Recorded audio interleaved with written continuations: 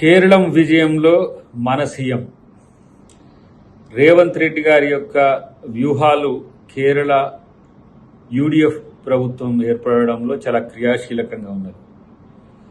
నేరుగా ఆ రాష్ట్ర ముఖ్యమంత్రిని నీ సమయం అయిపోయింది వెళ్ళిపో అని చెప్పి ప్రచారంలో కంటిన్యూస్గా తను చేసిన విధానం పెద్ద ఎత్తున దేశం యొక్క అటెన్షన్ని ఎలా ఒకవైపుగా తిప్పిన సందర్భం.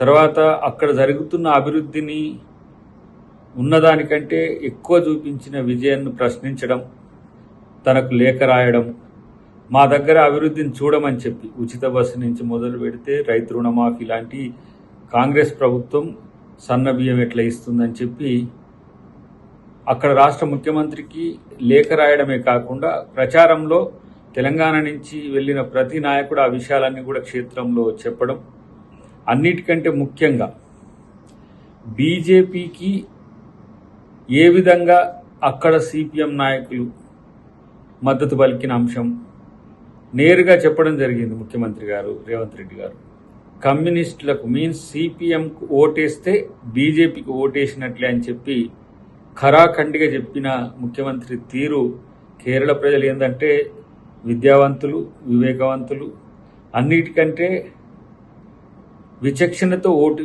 వేయగల సామర్థ్యం ఉన్న matured voter Kerala voter. So Modi ఎన్ని పిల్లిరు గంతలు వేసినా కూడా అక్కడ ఆయనదేం నడవలేదు. ఆయన ఇండైరెక్ట్గా మద్దతు చెప్పిన ఎల్డిఎఫ్ ప్రభుత్వానికి కూడా ఎవరు అనుకూలంగా ఓటు చేయలేదు. కాబట్టి ఇలా ఒక ముందస్తుగా విజన్తో ముఖ్యమంత్రి గారు చేసిన ప్రచారం కావచ్చు, ఆయన సొంత ఇండియా కూటమి సభ్య పార్టీ అయినప్పటికీ కూడా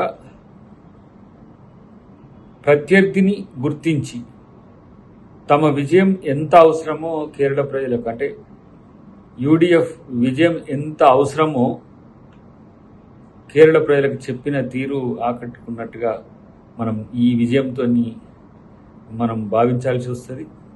సో సౌత్ ఇండియాలో ఈరోజు మా నాయకులు ఖర్గే గారు కానీ, రాహుల్ గాంధీ గారు కానీ, ప్రియాంక గాంధీ గారితో సమానంగా తన యొక్క ఇమేజ్ని పెంచుకున్న రేవంత్ రెడ్డి గారు నిజంగా అదృష్టవంతులు, కార్యదీక్షకులు. ఎందుకంటే తను ఎలక్షన్ ఏ విధంగా చేస్తే విజయాలు చేకూరుతాయో ఇలా కేరళ మిత్రులకు అందరికి కూడా చెప్పిన సంఘటన. కాబట్టి రేపు ఇవాళ బీజేపీ వాళ్ళు ఏదేదో ఇక్కడ తెలంగాణలో చెప్తా ఉన్నారు మోదీ వస్తున్నాడు అని.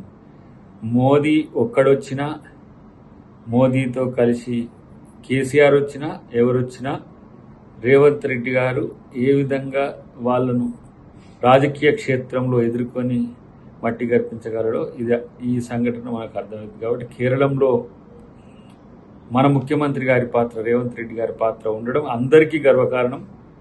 ఆయన ప్రచార శైలితో పాటు ఆయన అనుసరించిన వ్యూహం సక్సెస్ అయినట్టుగా మనం అందరం కూడా భావించాల్సిన అవసరం ఉంది. కంగ్రాచులేషన్స్ కేరళం.